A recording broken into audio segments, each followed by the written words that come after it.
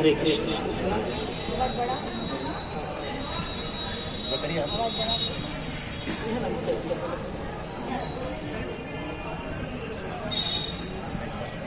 हरे कृष्ण हरे हरे हरे कृष्ण हरे हरे कृष्ण। ओम नमो भगवते वासुदेवाय। ओम नमो भगवते वासुदेवाय।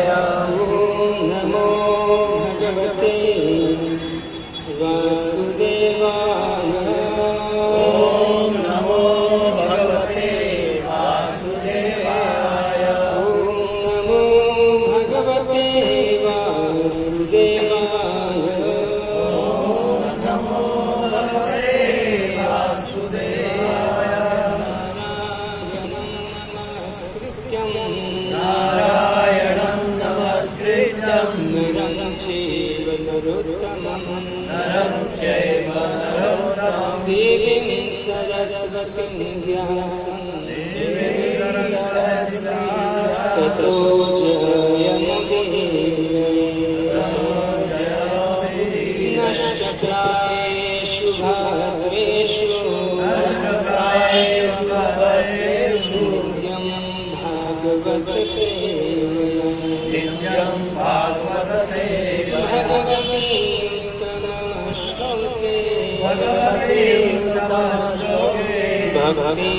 भगवती नश्यते।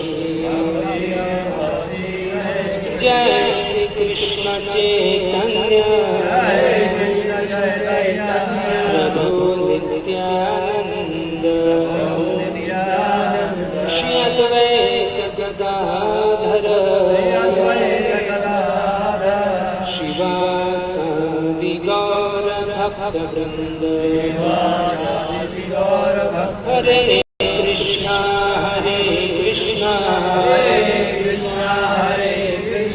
कृष्णा कृष्णा हरे हरे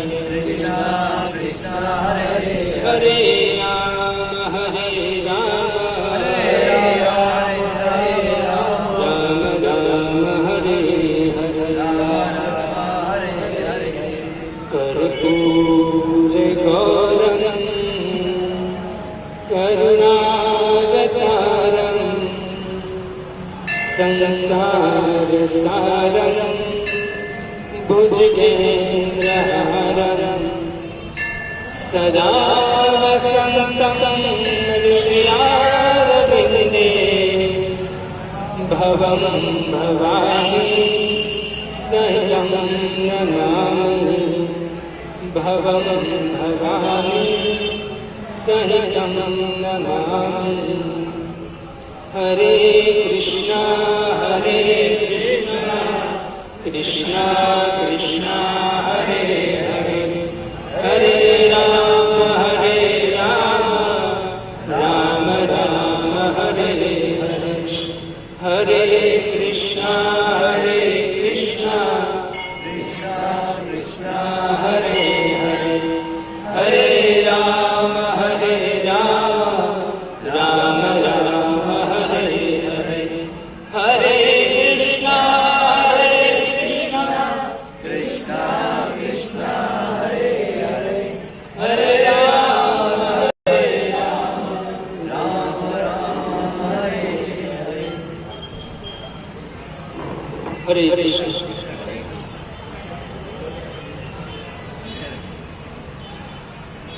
आप सबको आवाज आ रही है? आवाज आ रही है आपको? सुनाई दे रहा है? सुनाई दे रहा है? आगे आ जाइए, बहुत आगे आ जाइए।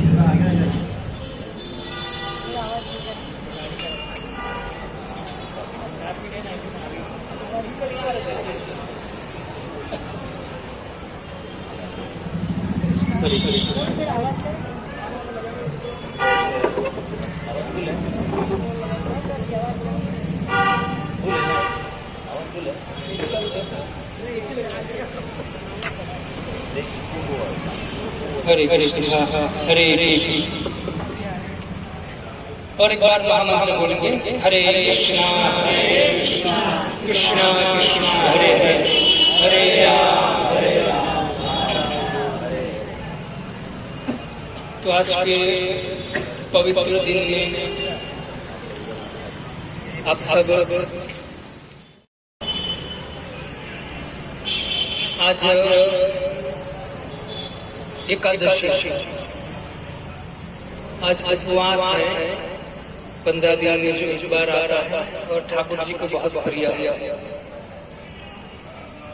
आपका यहाँ टॉपिक क्या चल रहा है?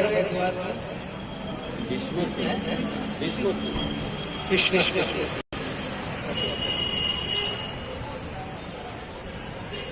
तो भीष्म स्तुति, पितामह भीष्म भगवान के बहुत शुद्ध भक्त थे। तो उनके विषय में हम थोड़ा सा श्रवण करेंगे लास्ट में। उससे पहले हम एकादशी के बारे में थोड़ा वर्णन करते हैं कि आज एकादशी है। कितने लोगों को पता है एकादशी? किन लोगों ने एकादशी किया है, आज उपवास किया एकादशी।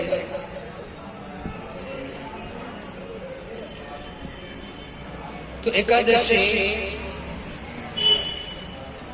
भगवान को बहुत प्रिय है और एकादशी का व्रत करना चाहिए।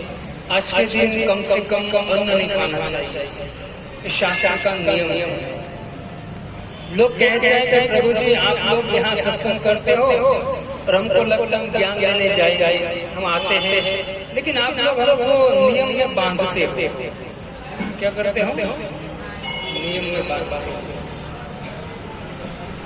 लेकिन हरे कृष्ण हरे कृष्ण हरे कृष्ण हरे कृष्ण। ठीक है, चलेगा। ठीक है, आप थोड़ा सा ध्यान देना क्योंकि स्पीकर अभी एक छोटा है।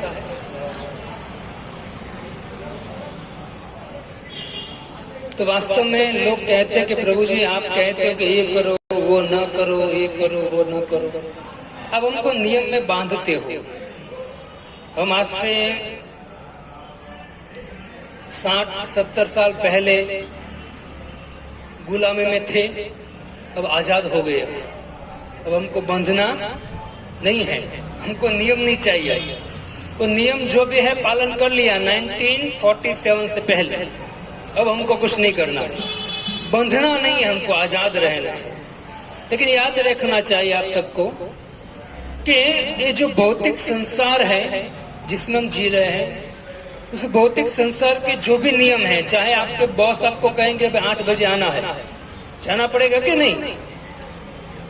स्कूल में बच्चों को कहेंगे 7 बजे का टाइम है, वहां जाना पड़ेगा टाइम पर। लेकिन ये जो सब टाइम है, वो जो नियम है, आपको पालन करने पड़ेंगे, वरना आपको उस नौकरी से या फिर जॉब से, स्कूल से निकाल दिया जाएगा।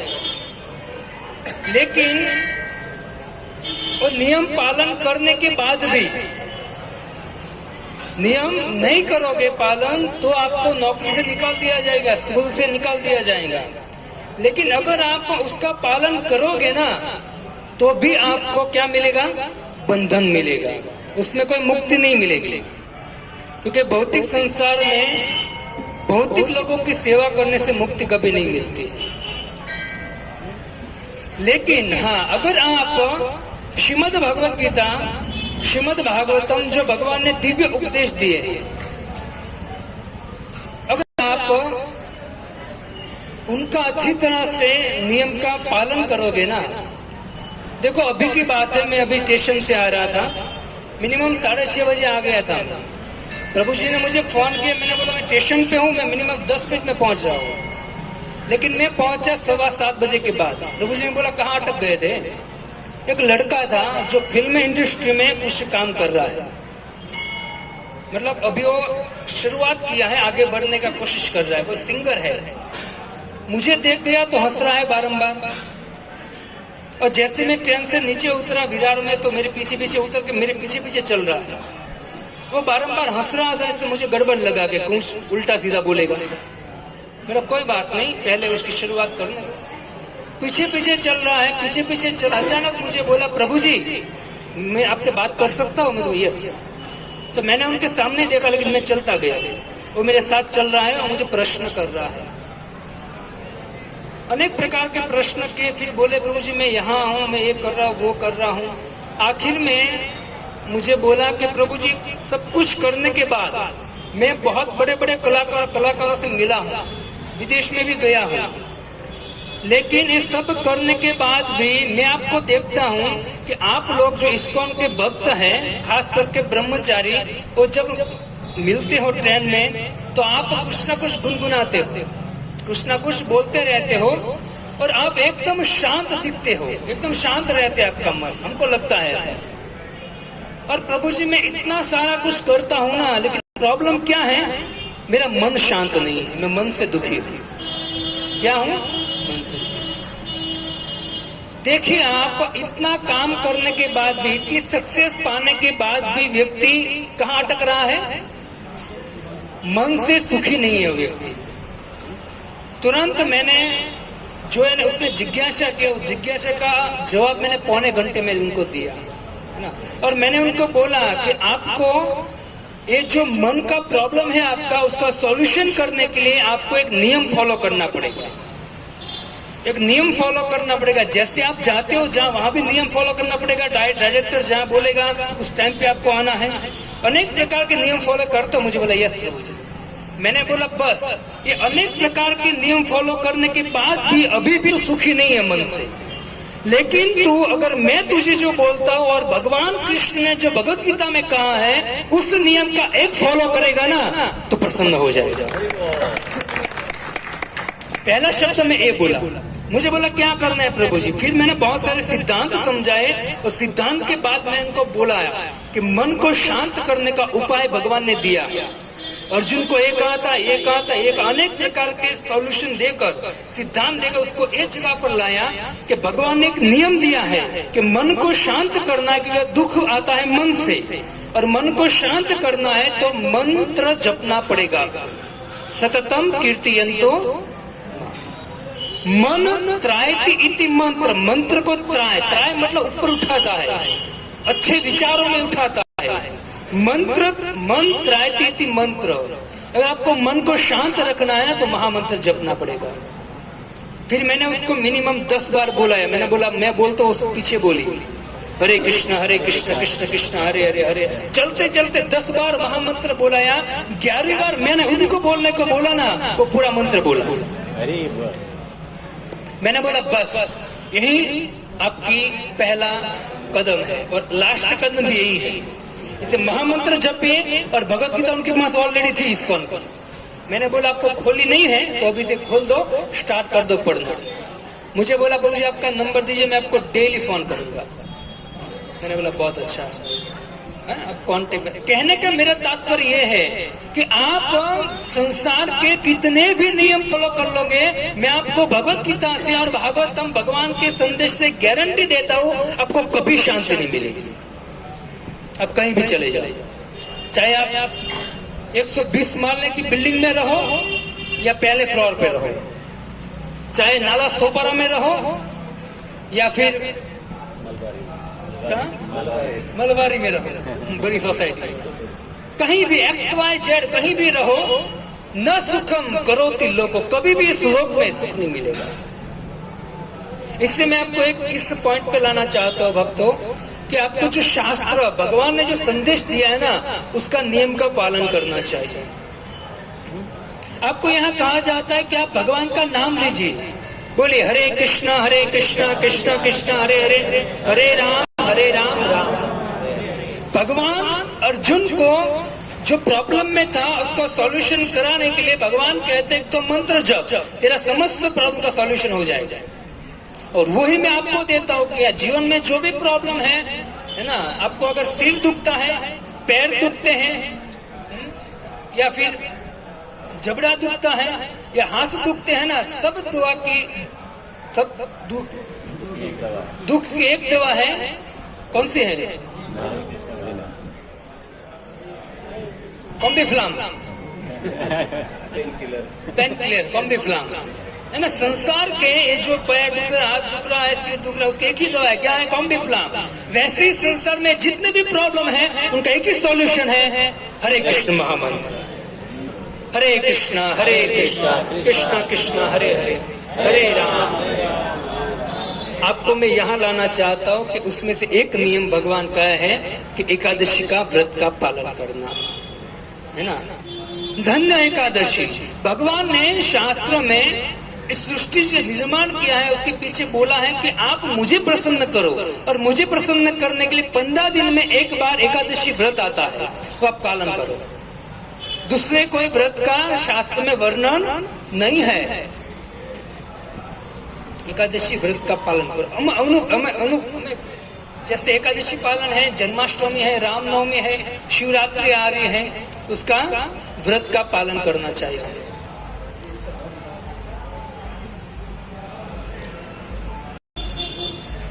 तो भक्तों, एकादशी जो है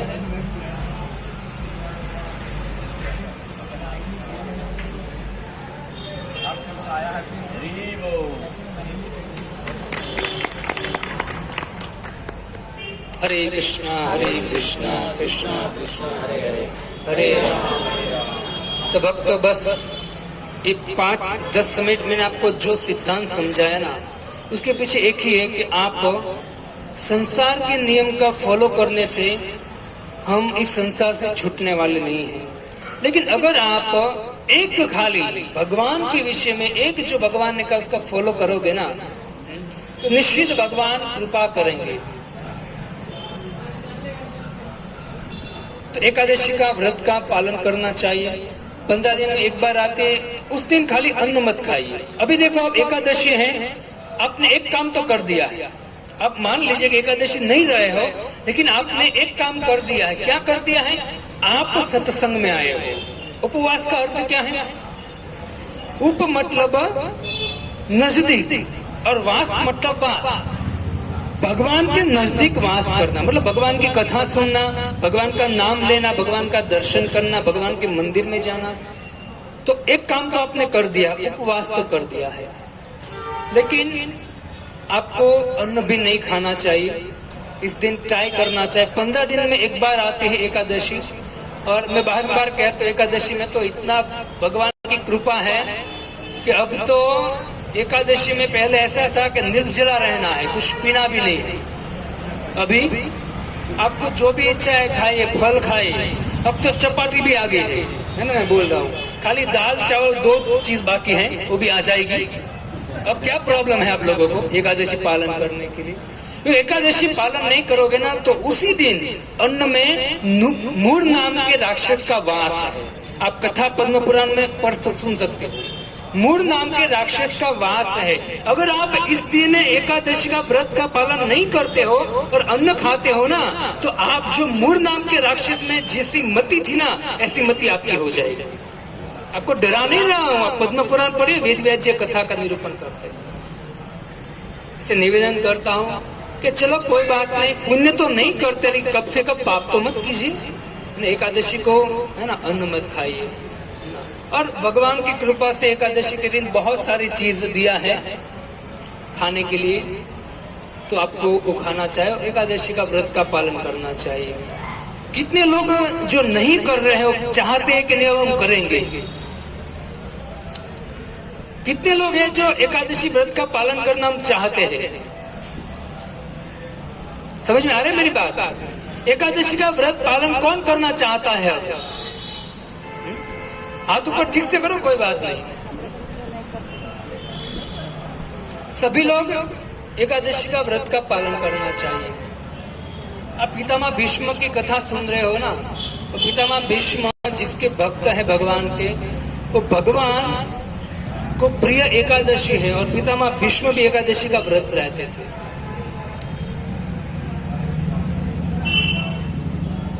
पितामह भीष्म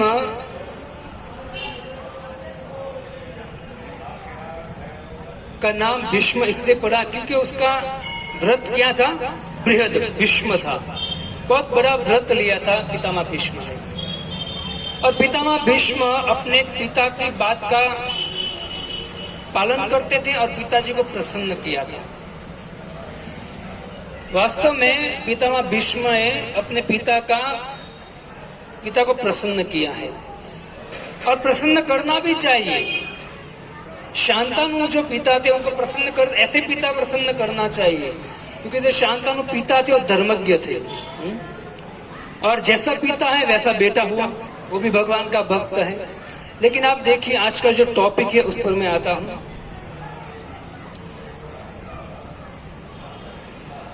कि जो शांतनु राजा है, वो शांतनु राजा, महाभारत में कथा है कि इतना बड़ा राज्य था और शांतनु महाराज से इतना प्रभाव था कि कोई व्यक्ति को छूते ना तो उसके रोग सारे चले जाते। ऐसा भी कहा गया है महाभारत में वेद व्यास ने कि शांतनु महाराज किसी को छूते ना तो उनका वृद्धावस्था भी चली जाती। ऐसे प्रतापी थे, इतने धर्म के राजा थे। लेकिन देखो भक्तों, एक दुर्गुण होने के कारण व्यक्ति फंस जाता है।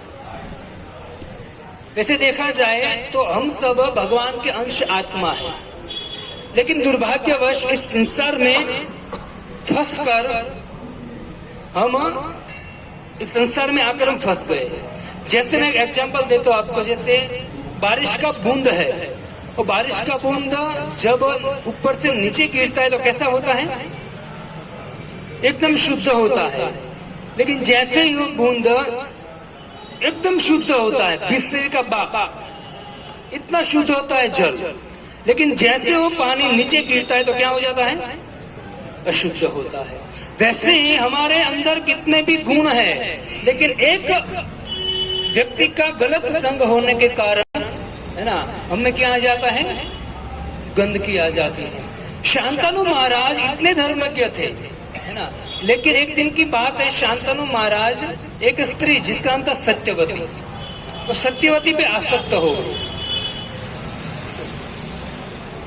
अब सत्यवती के पिता ने अनेक सामने प्रश्न रखे थे। शांतनु राजा को अच्छा नहीं लगा, उसने छोड़ दिया। लेकिन हुआ ऐसा, शांतनु महाराज उस सत्यवती को देखकर उस पर आसक्त हो गए थे, और आसक्ति के कारण उनका जो हृदय है ना, कैसा हो गया था? दुर्बल, जिसमें शक्ति नहीं रहती। जो व्यक्ति जहां आसक्त हो जाता है ना, उसका हृदय दुर्बल हो जाता है। अब देखिए अर्जुन को देखिए। अर्जुन ऐसा योद्धा था ना, ऐसा योद्धा था, शिव जी भी उससे परास्त हो चुके थे, इंद्र भी उससे परास्त हो चुके थे,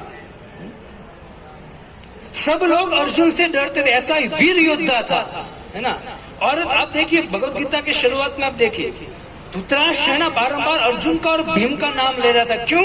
क्योंकि धृतराष्ट्र को और दुर्योधन को पता था कि हमारी मौत होगी ना तो अर्जुन के या भीम के हाथ होगी। 100 के 100 भाई डर रहे थे, किससे? अर्जुन से। इससे आप देखिए दुर्योधन ने कर्ण को क्या कहा? कर्ण को कहा कि तेरा टारगेट रहेगा अर्जुन। पितामह भीष्म को क्या बोला? तेरा टारगेट रहेगा अर्जुन। द्रोणाचार्य को क्या बोला? तेरा टारगेट रहेगा अर्जुन, है ना। शिव का टारगेट क्या रहेगा? अर्जुन। सभी का टारगेट कौन था? अर्जुन। क्योंकि अर्जुन जब तक है तब तक युद्ध जीत। अकेला भी खड़ा है, 4 भाई भले चले जाए, अकेला अर्जुन खड़ा है ना, तो भी कौरव इच्छा भी नहीं करते जीतने की, क्योंकि साथ में मुरली वाले थे। तो मेरा कहने का एक तात्पर्य है कि अर्जुन जैसा अर्जुन, इतना वीर योद्धा अर्जुन, लेकिन आप देखिए जब वो युद्ध के मैदान में आए ना, तो युद्ध के मैदान में आने के बाद उन्होंने क्या देखा? पितामह भीष्म को देखा, द्रोणाचार्य को देखा, अपने मामा को देखा, भाई को देखा, चाचा को देखा, अनेक सगा संबंधियों को देखा, और उनको देखकर वो आसक्ति के कारण उसका हृदय क्या हो गया? दुर्बल हो गया। जो अर्जुन कहता था कि पूरे कौरव वंश का खात्मा कर दूंगा मैं, वही अर्जुन जैसे स्वजनों को देखा ना तो क्या हो गया? दुखी हो गया, दुर्बल हो गया। हृदय उसका क्या हो गया? दुर्बल। तो दुर्बल हृदय हो गया, उसका कारण क्या है? आसक्ति। क्या है? हृदय दुर्बल होने का कारण क्या है? आसक्ति है। आसक्ति है, इससे हृदय दुर्बल होता है, बाकी नहीं होता है। और जब तक आसक्ति है ना, तब तक मनुष्य कभी भी, जब तक आसक्ति है तब तक मनुष्य मन से विचलित रहेगा। पैसे में आसक्ति है, पत्नी में आसक्ति है, कहीं चली ना जाए, कहीं पैसे लूट ना जाए कोई, तो क्या होगा? हृदय की एक दुर्बलता है। क्यों? क्योंकि अज्ञान है। अर्जुन इतना बड़ा योद्धा होने के कारण भगवान को कहा कि मैं लड़ाई नहीं करूंगा, है ना। तो भगवान बहुत सुंदर कहते हैं कि हे अर्जुन, क्लेबम, क्लेबम का अर्थ है नपुंसकता, न उन सकता। क्लेबम माम स्मगम पार्थ नेतत्वपबद्धते शूद्रम हृदय दौर्लभ्यम तप्त्योत्तिष्ठ परम त्वम्। ये शूद्र दुर्बलता है ना, तुच्छ, जो तुच्छ दुर्बलता है ना, उसका त्याग कर। क्योंकि अर्जुन, ये जो युद्ध का अवसर है ना, बारंबार नहीं मिलता है। अब ध्यान से सुनिए, मैं आपको कुछ सिद्धांत समझाना चाहता हूं, अपने कान को यहां रखिए। भगवान यहां कहते हैं शूद्रम हृदय दौर्बल्यम, तब तो उसको त्याग दे। ये जो दुर्बलता है ना हृदय की, उसको त्याग दे तू। हम सब दुखी क्यों हैं? क्योंकि हम भी दुर्बलता है, कुछ ना कुछ अंदर आसक्ति लेकर हम बैठे हैं, है ना। आसक्ति लेके, एक तो शरीर पर आसक्ति है, मैं वृद्ध हो चुका हूं, या मेरे पास पैसे नहीं है, ये नहीं, अनेक चीज की आसक्ति लेके बैठे, उसके कारण हमारा हृदय दौर्बल्य हो गया, दुर्बल हो गया, है ना। और दुर्बल हृदय जिसका हो जाता है वो व्यक्ति डरपोक बन जाता है। क्या बन जाता है? डरपोक। व्यक्ति दिन रात डरता है। वैसे डर का कारण, मतलब दुर्बलता और आसक्ति का कारण भी डर है। डरते हैं लोग, दिन रात डरते हैं, कहीं ये ना हो जाए, कहीं ये ना हो जाए, है ना। अभी मैं कथा कर रहा था तो सब लोग बहुत खुश थे। एक माता जी आखिर में आई और बोला, प्रभु जी एक प्रश्न है मेरा। मैंने बोला ठीक है माता जी बोले, क्या प्रश्न है? तो बोला प्रभु जी मेरे बेटे की शादी नहीं हो रही है। ये हमसे प्रश्न करना चाहिए था। ये आसक्ति है। क्या है? ये दुर्बलता है ना। ये दुर्बलता है। क्यों? सच्चा ज्ञान नहीं है उनके पास। इस संसार में सही ज्ञान प्राप्त न करने के कारण व्यक्ति दुर्बल हो चुका है। आसक्ति के कारण दुर्बलता, और दुर्बलता आसक्ति से ग्रस्त हो जाता है, तब व्यक्ति भय में रहता है दिन रात। अर्जुन भी क्या था? एकदम महायोद्धा था, लेकिन जैसे ही स्वजनों को देखा आसक्त हो गया, और आसक्त के कारण क्या बन गया? दौर्बल्य, दुर्बलता। इतना बड़ा योद्धा होगा, इतनी दुर्बलता, मैं नहीं लड़ूंगा, हथियार छोड़ दिए उसने। भक्तों देखो, अर्जुन जैसी हालत हमारी है। भगवान ने अर्जुन को बोला है इससे पहले वाले श्लोक में कि अर्जुन अनार्य जुष्टम, तो अनार्य जैसी बात मत कर। अनार्य मतलब आर्य और अनार्य दो शब्द आते हैं। अनार्य मतलब जो इस भौतिक संसार, जो जीवन जी रहा है ना, उसके मूल्य को नहीं जानता है व्यक्ति, उसको क्या बोलते हैं? अनार्य। जो भी व्यक्ति संसार में रहता है वो सही जीवन का उद्देश्य नहीं समझता है ना, व्यक्ति क्या है? अनार्य है। और आर्य वो व्यक्ति हैं जो व्यक्ति अपने जीवन का वास्तविक लक्ष्य को जानता है। व्यक्ति अपने लक्ष्य को बनाकर बैठा है, मैं पैसे कमाऊंगा, मैं एक बंगला बनाऊंगा, मैं यहाँ फ्लैट लूंगा, अनेक प्रकार के लक्ष्य लेके बैठा है। लेकिन याद रखना चाहिए, जब मौत आएगी ना, तो जो भी हम लक्ष्य लेके बैठे हैं ना, कुछ साथ में आने वाला नहीं। तो उसको क्या बोलते हैं? अनार्य जुष्टम। ये अनार्य है जो अपने मनुष्य जीवन का अर्थ, परम लाभ नहीं जानता है, और इस नश्वर भौतिक संसार में जो साथ में आने वाला नहीं है, उसके पीछे पड़ा है। इसको अनार्य बोलते हैं। आर्य उसको बोलते हैं जो इस संसार, जो जीवन जीता है ना, उस जीवन की लक्ष्य को जानता हो। इसे भगवान कहते हैं कि अनार्य जुष्टम, है ना। हे अर्जुन, तो अनार्य जैसी बात क्यों कर रहा है? ये जो युद्ध का अवसर है ना अर्जुन, वो बारंबार किसी को नहीं मिलता है। युद्ध का अवसर है, वो बारंबार नहीं मिलता है। इसे अर्जुन, तू तख्त उत्तिष्ठ परंतप, तू खड़ा हो और युद्ध कर। युद्ध का अवसर बार बार नहीं मिलता है। और जो तू आसक्ति, दुर्बलता हो गई ना तुझकी, उसका कारण है आसक्ति। इस आसक्ति से बाहर उठ। क्या बोला भगवान ने? आसक्ति से, आसक्ति के कारण तेरे हृदय में दुर्बलता आ गई, और दुर्बलता के कारण जो क्षत्रिय के लिए सबसे बड़ा महत्वपूर्ण कार्य है युद्ध। क्षत्रिय युद्ध करता है ना, युद्ध में अगर क्षत्रिय मर जाता है तो भी उसको क्या मिलता है? स्वर्ग मिलता है। मर जाता है फिर भी स्वर्ग मिलता है, और जिंदा रहेगा तो उसको क्या मिलेगा? राज्य मिलेगा।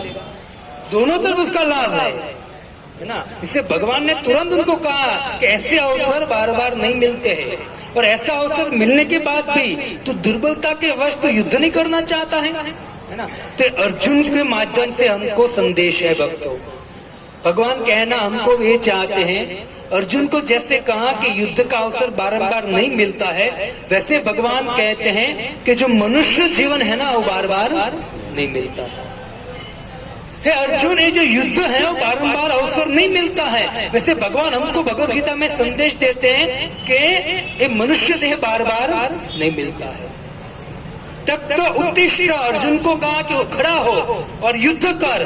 वैसे ही भगवत गीता में भगवान कहते हैं कि हे जीव, है ना, तक तो उत्तिष्ठ, तक तो मतलब ये दुर्बलता को त्याग दे और उत्तिष्ठ, खड़ा हो जा। हमको संदेश दे रहे भगवान, जैसे अर्जुन को संदेश दिया ना, वैसे हमको संदेश दे रहे भगवान कि इस दुर्बलता, कौन सी दुर्बलता है? जो अर्जुन की दुर्बलता, क्या थी अर्जुन की दुर्बलता? क्या थी? आसक्ति था। किस पे आसक्ति था? स्वजन। हम अभी हम है कि नहीं स्वजन पे आसक्त? अब मेरे सामने देखिए, आया ना बोलिए, हम स्वजन पे आसक्त है या नहीं है? ठीक है। पितामह भीष्म को इतनी बड़ी प्रतिज्ञा क्यों लेनी पड़ी? देखो ऐसे सही है, तो एक तात्पर्य सिद्धांत के समय पितामह भीष्म को इतनी बड़ी प्रतिज्ञा क्यों लेनी पड़ी? पिताजी की वजह से। और पिताजी की वजह से क्यों लेनी पड़ी? पिताजी एक स्त्री में आसक्त हो गए थे और आसक्ति की वजह से दुर्बलता इतनी आ गई थी कि पिताजी दिन रात मायूस रहते थे। इतना बड़ा योद्धा, महाभारत पढ़िए, शांतनु महाराज के विषय में ऐसा सुंदर लिखा है ना, प्रजा उनका दर्शन करने के लिए सुबह शाम लौलुप रहती, क्योंकि उनका दर्शन करने से ही पूरा दिन सफल हो जाता। इतने बड़े राजा थे, इतने धर्म के राजा थे, लेकिन एक गलती, क्या? एक स्त्री पे आसक्त होने के कारण जीवन में दुर्बलता आ गई। देखो, एक भगवान की अरेंजमेंट थी, सत्यवती की शादी और विचित्र और विचित्र और चिंतन की दोनों पुत्र, और उनके माध्यम से धृतराष्ट्र और पांडु, और भगवान की अरेंजमेंट थी। लेकिन एक सिद्धांत समझा रहा हूं, है ना। अब थोड़ा ऊंचा मन से सुनिए। अगर आप तर्क करोगे ना, तो तर्क को अप्रतिष्ठा, उसकी प्रतिष्ठा नहीं है। ये आपके जीवन में उतारने के लिए सिद्धांत है ना, कि एक आसक्ति की वजह से क्या क्या हो जाता है। अर्जुन ने कहा था कि प्रभु मैं नहीं लड़ूंगा, और धनुष्यबाण छोड़कर रथ के नीचे उतर गया था अर्जुन। तो क्या अर्जुन चला जाता तो युद्ध नहीं होता, है ना? भगवान छोड़ते नहीं। फिर चलो टॉपिक और है, लेकिन मैं कहने का ये तात्पर्य मेरा कि भक्तों, जैसे अर्जुन आसक्त था, दुर्बलता का कारण आसक्ति, और आसक्ति से दुर्बलता आ गई। आसक्ति किसकी थी? स्वजनों की। स्वजन की आसक्ति के कारण जो क्षत्रियों के लिए बहुत अच्छा अवसर है, उसको ठुकरा रहा था। वैसे ही हम भी, मनुष्य देह बारंबार नहीं मिलता है ना, है ना। मैं संडे को गाया था ना, मोंघो मनुष्य देह फरी फरी ने नहीं मळे वारंवार, के भाई तू भजी लेने कीर्तन। ये मनुष्य देह ना बारंबार नहीं मिलता है। अर्जुन को बोला बारंबार युद्ध का अवसर नहीं मिलता है, वैसे भगवान अर्जुन को माध्यम बनाकर हमको कहते हैं कि मनुष्य देह बारंबार नहीं मिलता। उत्तिष्ठ, खड़ा हो जा। किसको बोला? अर्जुन, खड़ा हो जा। वैसे भगवान अर्जुन के माध्यम से हमको भी बोलते हैं खड़ा हो जा, उत्तिष्ठ, है ना। अर्जुन को बोला युद्ध कर, और हमको कहते हैं कि बेटा तू मेरी भक्ति कर। ये संदेश है दोनों का, एक संदेश है, लेकिन समझने के लिए किसका सहारा चाहिए? भक्तों का संग चाहिए। एकदम इजी। भगवत गीता पढ़िए भक्तों, है ना। अर्जुन ने जैसे ही भगवान ने कहा कि खड़ा हो और युद्ध कर, ठीक है, लेकिन अर्जुन मान नहीं रहा था, तो तुरंत भगवान ने क्या दिया उनको? भगवत गीता का ज्ञान दिया। और जैसे भगवत गीता का ज्ञान दिया, अर्जुन तुरंत खड़ा हुआ और तुरंत युद्ध चालू किया। भक्तों, ये जो श्रीमद् भगवत गीता है ना, वो भगवान ने हमको जगाने के लिए, वास्तविक जो जीवन का लक्ष्य है ना, वो भगवत गीता है। भगवान कहते हैं कि आपकी जो हृदय की दुर्बलता आसक्ति है ना, वो आसक्ति जा भी सकती है, लेकिन किसके कारण जाएगी? तो बोलते हैं कि आपको सततम कीर्तयन्तु माम, मेरे नाम का कीर्तन करना पड़ेगा। देखो, दुर्बलता को हटाने के लिए भगवान ने बहुत सिद्धांत दिए हैं, लेकिन हमारे पास टाइम नहीं है, खाली 10 मिनट बाकी है, इसलिए मैं आपको सार देता हूँ, है ना। जैसे अर्जुन की दुर्बलता नष्ट हो गई, किसके कारण? भगवान के संदेश के कारण, भगवत गीता के कारण। तो भगवान के संदेश के कारण अर्जुन की दुर्बलता नष्ट हो गई, वो एकदम हैप्पी हो गया, है ना, आनंद में हो गया। तो आप लोग भी आनंद चाहते हो, सुख चाहते हो, इस संसार की आसक्ति छोड़कर, तो उसका भगवान ने भगवत गीता में सार दिया है कि अर्जुन, है ना, यद करोषि, जो भी तू करता है ना, मद अर्पणम, मेरे अर्पण कर। तो अगर कोई खा रहा है कुछ भोजन, तो पहले मुझे अर्पण कर और फिर खा। तू जो भी कार्य करता है मुझको अर्पण करके खा। और दूसरा भगवान ने कहा है कि तू मेरे नाम का कीर्तन कर। देखो भक्तों, श्रीमद् भागवतम कहता है कि कोई व्यक्ति अगर तपस्या, हवन, यज्ञ, ध्यान, जप, दान वो नहीं करता है ना, तो कहते हो मनुष्य है। आकृति कैसी है? मनुष्य की है, लेकिन वास्तव में पशु समान है। मनुष्य रूपेण मृगाचरन्ति, मनुष्य रूपेण मृगाचरन्ति ते पृथ्वी लोके भूरि भार रूपा। अगर कोई व्यक्ति धर्म, तपस्या, यज्ञ, दान, हवन, होम नहीं कर रहा है और अपने जीवन में खाली भोग कर रहा है, खाना पीना, सोना, मैथुन करना, पुत्र उत्पन्न करना, वही कर रहा है ना, तो श्रीमद् भागवतम में शुकदेव गोस्वामी कहते हैं कि वास्तव में उसका जो जीवन है ना, वो पूरा श्लोक में पहले से मैं आपको बोलता हूँ। येषां न विद्या न तपो न दानम, गुणम न शीलो वीरम न धर्मम, मनुष्य रूपेण मृगाचरन्ति ते पृथ्वी लोके भूरि भार रूपा। जिस यज्ञ नहीं है, दान नहीं है, हवन नहीं करता है, विद्या मतलब जो भगवान की ज्ञान प्राप्त नहीं करता है ना, वो मनुष्य आकृति तो है, लेकिन वास्तव में क्या है? वो पशु है। मनुष्य रूपेण मृगाचरन्ति, मनुष्य के रूप में वो पशु की तरह घूम रहा है। भगवत गीता। देखो भक्तों, मैं आपको बारंबार कहूंगा कि संसार में सभी लोग, कोई भी व्यक्ति नीचे से लेकर ऊपर, सभी लोग मन से दुखी है। चाहे कितना भी पैसे वाला व्यक्ति हो, सब लोग मन से दुखी है। और उनका एक ही उपाय है, वो है भगवान की शरण में जाना। बाकी कोई उपाय है नहीं, बाकी कोई उपाय नहीं है। मन को शांत करना है ना, तो आपको महामंत्र जपना पड़ेगा, जो भगवान ने भगवत गीता में कहा है। बाकी कोई उपाय नहीं है ना। अब बड़े बड़े व्यक्ति को देख लीजिए, नारद जी क्या करते हैं? भगवान का नाम जपते हैं। वाल्मीकि मुनि क्या करते हैं? भगवान का नाम जपते। तुलसीदास जी क्या करते हैं? भगवान का नाम जपते। महादेव क्या करते हैं? महादेव क्या करते हैं? महामंत्र जपत महेश, काशी मुक्ति हेतु उपदेश। महामंत्र जपते हैं शिव जी। किसी को भी ले लीजिए, क्या कर रहा है? भगवान का नाम जप कर रहा है। क्यों? क्योंकि उन सबको पता है कि जब तक हम भगवान की शरण में नहीं जाएंगे ना, तब तक हमारी गति नहीं है ना। तो भगवान की शरण में कैसे जाया जाए? अब महादेव को भी पता है, तो हमको पता होनी चाहिए ना। हम महादेव के भक्त है कि नहीं? आते हैं ना दर्शन करने के लिए। अरे मंदिर का नाम ही क्या है? गोकुलेश्वर महादेव। तो आप महादेव को खुश करने के लिए, दर्शन करने के लिए आते हो कि नहीं आते हो? कितने लोग हैं जो मंदिर में आते हैं, शिव जी को प्रसन्न करने के लिए आते हैं? आते हैं ना आप? तो शिव जी प्रसन्न कैसे हो गए? शिव जी प्रसन्न तब हो गए, जो शिव जी को प्रसन्न करना है तो क्या करना पड़ेगा? जो उनको पसंद है। मुझे आपको कैसे पसंद करना पड़ेगा? मैं आपको प्रसन्न करना चाहता हूं, आप कैसे प्रसन्न हो गए? मैं आपको प्रसन्न करना चाहता हूं, तो कैसे कर सकता हूं? जो उनको अच्छा लगे। आप मुझे प्रसन्न करना चाहते हो, कैसे करोगे? जो आपको अच्छा लगे। मुझे जो अच्छा लगे वो करोगे तो मैं प्रसन्न हो जाऊंगा। वैसे ही आप महादेव को प्रसन्न करना चाहते हो ना, महादेव कहना वो करना पड़ेगा। और महादेव एक ही काम करते हैं, महामंत्र जपते, हरे कृष्णा कृष्णा कृष्णा हरे हरे, हरे राम राम राम।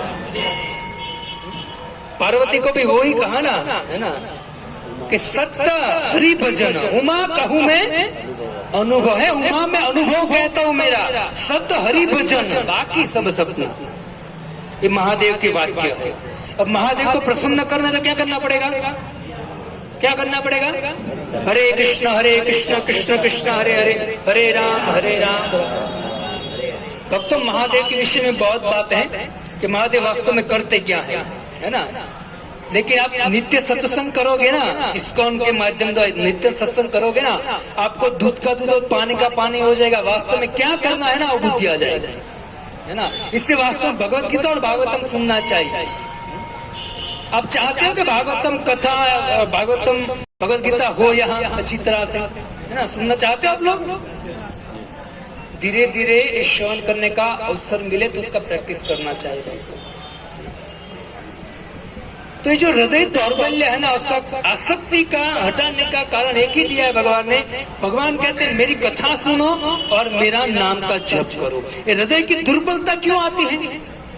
चलो एक बात, हृदय की दुर्बलता क्यों आती है? आसक्ति के कारण। और आसक्ति क्यों आती है? हम आसक्त हैं, संसार में आसक्त है, बीवी बच्चों से, पैसों से, घर से, सभी से आसक्त है कि मेरा है, कहीं जाना नहीं चाहिए, है ना। वो आसक्ति बंधन का कारण है। तो आसक्ति का कारण क्या है? वास्तविक ज्ञान नहीं, हम अज्ञान में है। जब हमको वास्तविक ज्ञान आ जाएगा ना कि संसार की बात छोड़ दो, घर गाड़ी बंगला पैसे स्वजन की बात छोड़ो, हमारा शरीर है ना जिसके कारण सब कुछ कर रहे, वो शरीर भी एक दिन राख हो जाएगा। वो ज्ञान नहीं है हमारे पास। वो जब ज्ञान आ जाएगा ना, तो ज्ञान आने के कारण क्या छूटेगा? पहले आसक्ति छूटेगी। आसक्ति छूटेगी तो दौर्बलता छूटेगी, और दौर्बलता छूटेगी मतलब भय भी चला जाएगा, है ना। तो मतलब मेन चीज कहाँ है आपका? क्या करना पड़ेगा? ज्ञान प्राप्त करना पड़ेगा। और अर्जुन ने ज्ञान, भगवान ने अर्जुन को ज्ञान दिया है भगवत गीता में। और सबसे बड़ा ज्ञान देने के बाद भगवान ने कहा है कि सर्व धर्मान परित्यज्य, समस्त धर्मों को छोड़कर माम एकम शरणं व्रज, मेरे शरण में आ जा। अर्जुन ने पूछा कि आपकी शरण में आने के लिए कलयुग में क्या करना पड़ेगा? तो भगवान ने कहा कलियुग केवल, है ना, सततम कीर्तयन्तु माम, हरे कृष्णा हरे हरे, हरे राम। भक्तों, ये जो आसक्ति है, मतलब भय है, दुर्बलता, उसका कारण आसक्ति है। और आसक्ति के कारण अज्ञान है। और अज्ञान से दूर होने का उपाय क्या है? भगवत गीता में दिया है ना। भगवत गीता को पढ़िए और भगवान का नाम जपिए। आपको मन शांत रखना है ना, तो भगवान का नाम लीजिए आप, है ना। याद रखना, भगवान का नाम नहीं लोगे ना, मन कभी शांत नहीं होगा, है ना। घर में सब कुछ है लेकिन फिर भी हम मायूस बैठे होंगे। क्यों? क्योंकि हमको अभी भूतकाल, आने वाले समय में क्या होने वाला है हमको पता नहीं है। इसे आने वाले समय की चिंता रहेगी, हमको रहती, अभी भी रहती है ना। आने वाले समय की चिंता रहती है, कल क्या होगा मेरा, और पीछे समय चला गया उसकी भी चिंता है, और अभी तो है ही, है ना, उसमें तो कुछ कहने की जरूरत है ही नहीं, है ना। भूत भविष्य और वर्तमान में चिंता के अलावा कुछ नहीं है ना। और चिंता के अलावा कुछ नहीं, और चिंता से मुक्त होना है ना, तो आपको चिंतन करना पड़ेगा। किसका चिंतन करना पड़ेगा? भगवान के नाम का चिंतन करना पड़ेगा। हरे कृष्णा कृष्णा कृष्णा हरे हरे, हरे राम। आप लोग नए हो, इससे मैं आपको एकदम नीचे से फ्रंट से लिया है, लेकिन आप रेगुलर आओगे, रेगुलर सत्संग होगा तो फिर हम इससे थोड़ा सा धीरे धीरे ऊपर उठेंगे। वैसे देखा जाए तो ये सब ज्ञान जो है ना, वो मैं घुमा फिरा कर कहता हूँ, आपको अच्छा ही लगता होगा, क्योंकि हम बार भूलने की आदत है हमारी, है ना। हम पूछेंगे प्रभु जी बताइए तो हम सिर खिंचवाते हैं, याद नहीं, तो बारम्बार सुनना चाहिए। तो ये जो हृदय दौर्बल्य है ना, वो सबको प्रॉब्लम करती है। और हृदय दुर्बल होने के कारण व्यक्ति डरता रहता है दिन रात, है ना। किसको डर नहीं है मुझे बताइए? संसार में किसको डर नहीं है? सभी को डर। किसी को डर नहीं है तो एक चीज का डर तो है ही। किसका है? मौत का, मृत्यु का डर सबको है। और मृत्यु निश्चित आने वाली है ना। कितना भी बचने का प्रयत्न करो, और हमारी बात छोड़ दो, तो हिरण्यकशिपु और रावण, है ना।